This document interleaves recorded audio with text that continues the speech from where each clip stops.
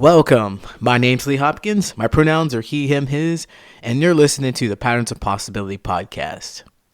The Patterns of Possibility is all about helping you replace harmful patterns with new possibilities. In each episode, we'll explore topics that inspire confidence, direction, and resilience. In this week's episode, I'm going to explore distraction. And I want to thank you, Deb, for writing in, letting me know that you're interested in this topic. I think it's a really great topic to discuss because when we think of distraction, we automatically think of something that steals our peace, something that steals our time, and something that stops us from reaching our goals. But that's not necessarily true. Distraction, just like anything else in the world, can serve you well. It can have a positive impact on what you do, depending on when it comes about, what you're being distracted with, and so forth. So we're going to explore the differences between distraction that doesn't serve you and distraction that does serve you, and how you can use distraction to your advantage. Are you ready? Let's go.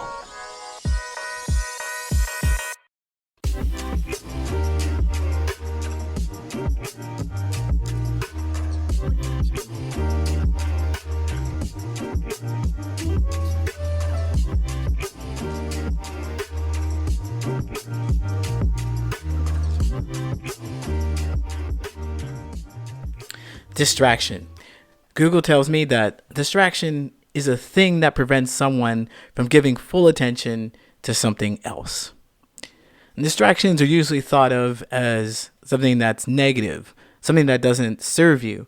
And of course it would, because when you're looking at a goal, you have a distraction that gets in your way. It stops you from moving forward in life. It stops you from reaching your potential. Some years ago, I worked in a warehouse unloading trucks, lifting boxes, putting things away like that. And this job was full of men because, a lot of women didn't really want to work in a warehouse unloading trucks, lifting boxes and things like that.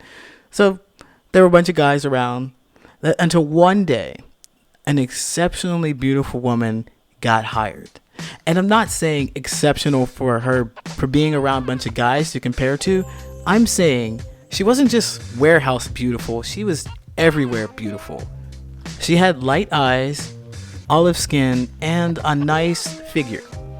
And many of the guys were just fawning over her. Like, oh, can I help you? Can I come help you? Do you need help lifting this heavy box?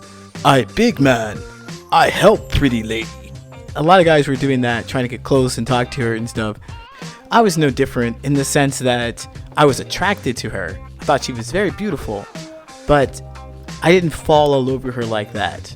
But more importantly, they would not give me the time of day. And that was just fine because I had a partner, I was already dating someone, I had someone to go home to. So I never tried to put any moves on anyway. And aside from that, like I said, they never gave me the time of day. Never, ever considered it. In fact, they didn't even talk to me much. So imagine my surprise when one day I'm at the grocery store with my partner and I see that pretty lady. I'll never forget where I was that day. I'm in the middle of aisle 10. My partner and I were having a discussion about whether we should buy the 12-pack of chicken ramen or if we should get individual packs so we'd have more variety. I just happen to look up and I get a glimpse of the beautiful lady walking past the aisles. My mind goes, pretty lady? And I locked eyes with her for a second and I turned away. Then I try to snap out of it. I need to focus. Then I turn back to my partner to weigh in on the ramen dilemma. We get our ramen. We start walking towards the end of the aisle. We go around the corner. The next thing I know, a very beautiful woman comes directly to me. She never looks at or says a word to my partner who's standing right next to me. She starts talking about stuff. I turned into a dumb caveman. I was like, you talk me? How I help you? And I don't remember any of what she said, but it captured my full attention. Y'all, I was so into it that I didn't even introduce my partner. I completely forgot that my partner was there, which pissed off my partner for sure. I was so distracted by the fact that they talked to me in the first place. I was like, My goal was to go to the grocery store and it was to get some food and go back home. At the end of our grocery shopping, it wasn't good. I mean, that was pretty disrespectful and hurtful to my partner, I'm sure. That distraction didn't serve me at all. My reptilian caveman brain took over. For the most part, that's how we see distraction. That's an example of how it shows up in everyday form, where it's pulling away from your work. You're writing a paper and your phone goes off and you start getting messages and you look at messages and you start opening up Facebook or Instagram, TikTok, whatever, and you're down the rabbit hole away from the original goal, original product that you were going to produce. And I find that interesting because if you would talk to anyone in the corporate world, they would probably say that that is multitasking. Your ability to look at your phone, to look at your computer, to write something, to solve a problem, to answer a phone, to answer a coworker, doing all those things at once is multitasking. And it's a desirable trait. I know that on every single resume that I have out there, multitasking is on that list. Multitasking is probably a buzzword because a lot of people equate multitasking with getting more work done. You can do several things at once, but you can't do them well. You can only do one thing at once well, with a lot of focus and energy and concentration. It's a fact that when you are doing something, like you're engaged in a task and you're focused on it, that when you stop for even a moment to do something else, like check your email or to answer a text message and then try to return back to that work, it takes your brain some time to get right back to the work. Here's an analogy. Your train of thought is real. In real life, it takes a considerable amount of time and energy to get a multi-ton train up to full speed. It's the exact same when it comes to your mind. You need to put energy into your thought train to get it moving. Imagine that when you're switching tasks, you're switching trains. You can't jump from one high-speed train to the next. You have to slow them down so you can get off and get on. You have to move to the next track, next task, speed up again, put energy into doing that, and then when you have to move back to task one, you have to slow that train down and jump back on train one and speed up again. So when you adjust your attention, when you shift it from one place to the next, some of the energy and momentum that you have has to slow the train down, slow your train of thought down. And it's a real shame because you're racing towards the end goal. You keep stopping to get off, to go on another train, and then you stop on that one. This is essentially what you do when you multitask. You're working towards a goal, but you're putting so much energy into switching from one track to the next that if you just put that energy into going in one direction with one train, you get there a lot faster and be a lot more efficient with it. Multitasking is attending to a series of distractions. I'd say that multitasking doesn't serve you, especially if you're required to do some critical thinking. Now, I realize so far I have only said that distraction doesn't serve you, but it does help in some instances. You can really use distraction to your advantage. And here's how. So I'd like to start off by changing the definition. At the beginning, I said it's a thing that prevents someone from giving full attention to something else. But I want to say that it's a thing that prevents someone from giving your conscious attention to something else. Consciousness is the key here.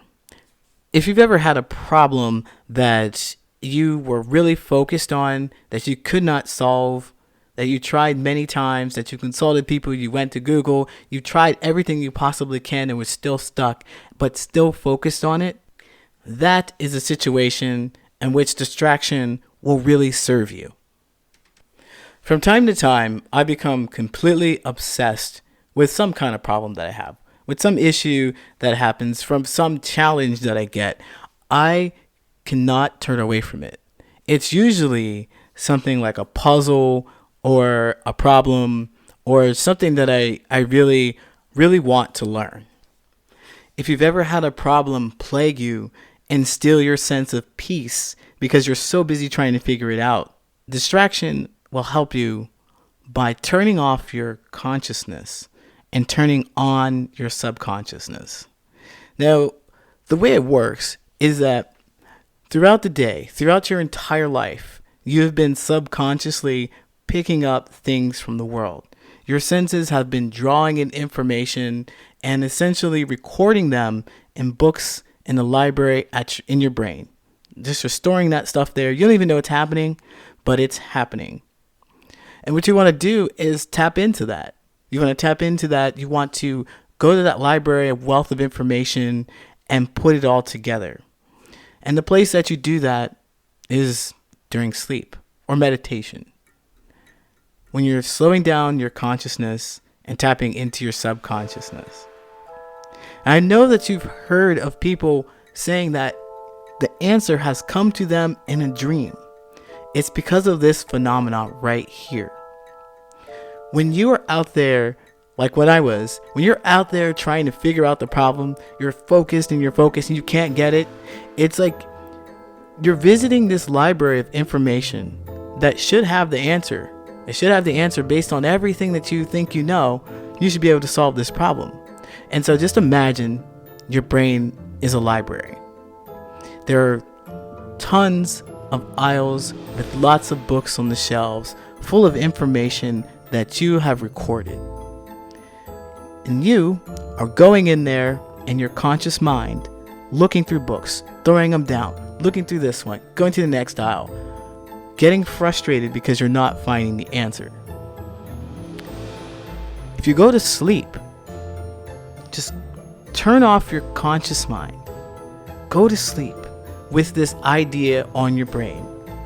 Imagine now your subconsciousness is the librarian. They know this hall up and down. They know where these books are. They know what the Dewey Decimal System is. So they'll go and they will find that book. They're going to find the answer for you. It has come to you in a dream. It's not that you don't know it.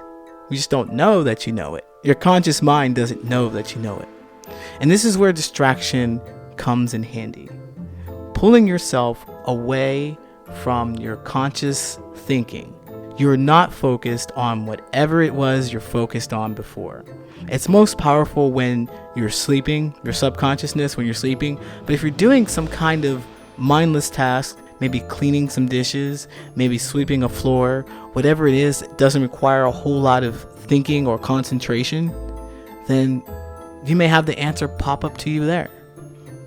If you've ever had an aha moment when you're talking to a friend about something completely different than what you were thinking about, completely irrelevant, but your brain just got it. Your subconsciousness just was like, whoa, this is the answer. This is it. Go do the thing. Go get it. You got the answer.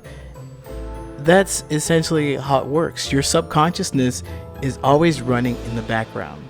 So when you find yourself up against a problem that you cannot solve, but you think you might have the answer, you think that you could get the answer, and you've been focused on it for hours upon hours, stop. Distract yourself. Do anything but focus on what you've been doing. Anything else. Google tells me that the founder of Google dreamt about it. They dreamt about the search engine. Google also tells me that Einstein's theory of relativity came to him in a dream. And Salvador Dali's persistence of a memory, that painting with the melting clocks, that came to him in a dream. Be distracted and let your subconsciousness take over. Distraction, just like anything else, can serve you, can work well for you, or it can work against you, depending on how you use it. At some point in time, you are going to be driven by distraction. But you don't just have to sit in the passenger seat. You can grab the wheel, turn it, and steer it towards your goals.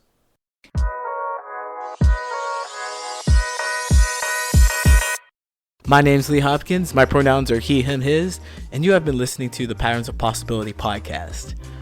I hope that you found today's episode interesting, insightful, and entertaining. And if you have, please leave a review for me on Apple Podcasts. It'll really help the podcast get discovered, as well as share this with any of your friends or anyone you think might find it interesting. I'd really appreciate it. Again, thank you so much for listening. It's been really awesome making these podcasts for you.